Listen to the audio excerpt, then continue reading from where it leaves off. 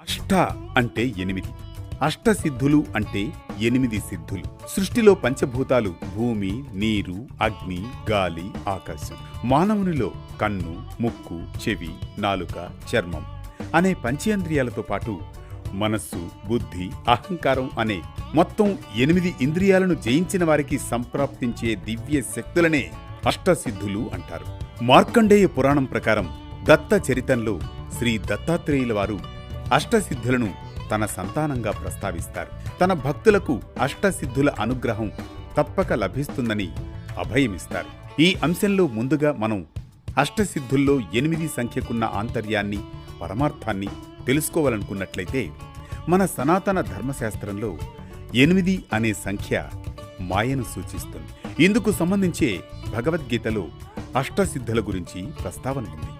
ఒక విధంగా భగవంతుని దివ్య ఆరాధనకు ప్రతిఫలంగా భక్తులకు ప్రాప్తించే 8 సిద్ధులే అష్టసిద్ధులు. పూర్వం ఋషులు, యోగులు, మహర్షులు అష్టసిద్ధులు పొందారని మన పురాణాలు చెబుతున్నాయి. ఆంజనేయ స్వామి వారు అష్టసిద్ధులు పొందారు కనుకనే తులసీదాసు తాను రచించిన హనుమాన్ చాలీసాలో అష్టసిద్ధి నవనిధికే దాత అని స్తుతించడాన్ని మనం గమనించవచ్చు.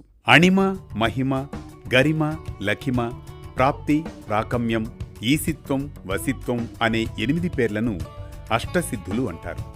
మరి వాటి గుణగణాలను వివరంగా తెలుసుకుందాం. 1. అణిమ. సూక్ష్మావస్థలో కూడా భగవంతుడున్నాడు అని నమ్మి అతనిలో మనస్సును ఏకాగ్రతతో నిలపడం వల్ల ఈ సిద్ధి లభిస్తుంది.